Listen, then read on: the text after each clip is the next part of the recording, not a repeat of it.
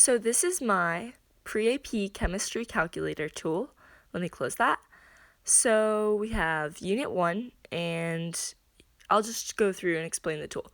So we have this big description of what the unit teaches. We have all these problems that are really common on the homeworks in that unit, and we have some examples of the problems. And we have that for all the units, so they could go through each unit for whatever homework they're doing. And so here's the first problem, basically. I'll just show you. So we've got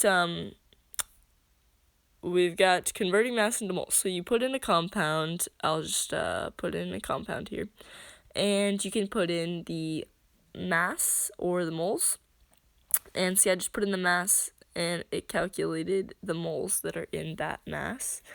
And see, I can put in the other thing too, and it works both ways. And I'll just show you, it doesn't have to be like a simple compound. Like, they can really get fancy with it. Here, I'll put in a crazy one.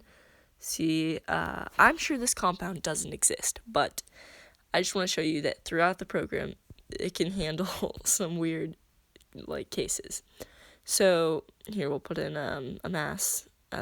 We'll put in some moles to see, but yeah, that's correct too. You can verify. I challenge you to go Google my molar masses, but it's just basically taking from a table after it figures out how much element is in each one. So yeah, we can calculate mass in moles of all of our compounds, which is great stoichiometry tool. Homework is going to constantly be asking you to do this, and it's just nice. Okay, so this is problem 2. Basically, you can put in a thing, like an element, and it predicts the charge. See, this is a transition metal, so it shows that that's not always a charge. You can put in anything, really, and it'll predict the charge. And I also want to show you can put in something invalid, and it won't break. It'll just say that's not a valid input.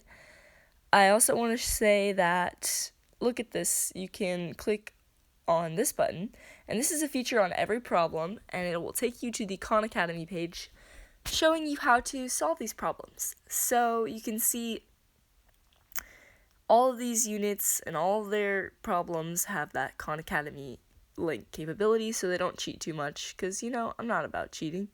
Alright, so this problem here is a namer. It's a naming tool. Woo! So basically you can put in either a compound or a name. I'll put in a name first. And it will give you if it's the name of the compound, and if it is a compound, the name.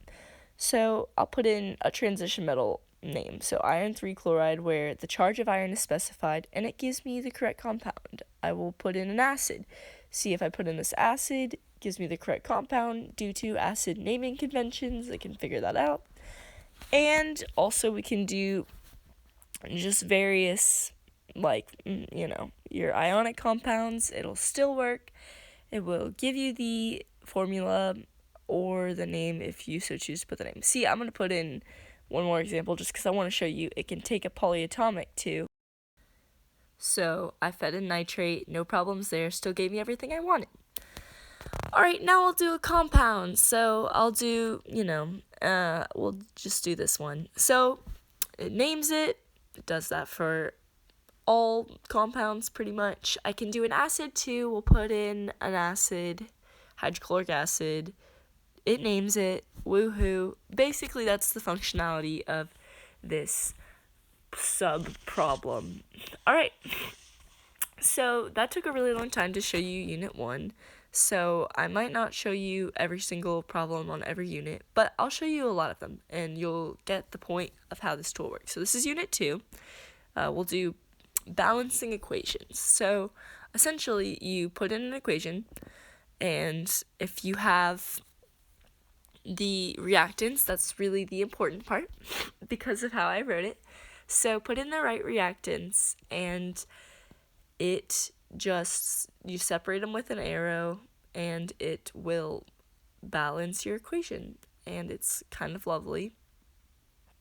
So I'll make that react turn into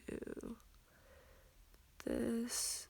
Okay, so yeah, here we go.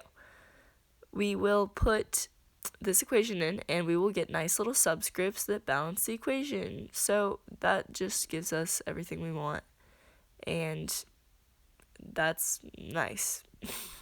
Okay, so we'll just do unit 3, and we'll do electron configurations because that's pretty easy. Okay, so essentially all you need to do is put in an element, and it gives you the electron configuration. And it actually gives you the noble gas one, but because you have access to all of them, if you really want to get the full one, you can just put in that noble gas and it will give you that one, and you can recursively do that yourself if you so choose. But I think the noble gas one's all that's important. Basically, that's that one. I'm going to try to go fast here so I can show you a bunch. Oh, this one just ranks all these periodic trends because they give you all these annoying, tedious problems where they ask you to rank all these elements by certain periodic trends, and a bunch, you can just pretty much put in all these elements and it will rank them for you because who has time to stare at a periodic table and rank all of them? But I mean, of course, I want them to, and then just use this to check their work. Wink. Okay, so it ranks them according to ionization energy. Pretty great, saves a lot of time, so that's that problem. All right, so we'll do, unit 10, I guess. All right, so finding pH and OH and H concentrations and OH concentrations. So they'll essentially give you a table. It looks kind of not like this, but they'll give you one thing from a table, and so I wanted it to make it so that if you put in anything from that table, it gives you all of the things from that table. So that's pretty nice so that you can just fill in your table quickly. And, there's a bunch of problems. I'll show you these features now. So this is just a help thing. It shows you some things to make sure the program doesn't error, like if you mess up and put in the wrong input. This is some chemistry memes, and that's just because the chemistry teacher always includes some stale memes that are horrible and wonderful at the same time in all of her PowerPoints, and I just thought it'd be fun to include. I don't know, sue me. Alright, so that's the tool. Thank you for watching it.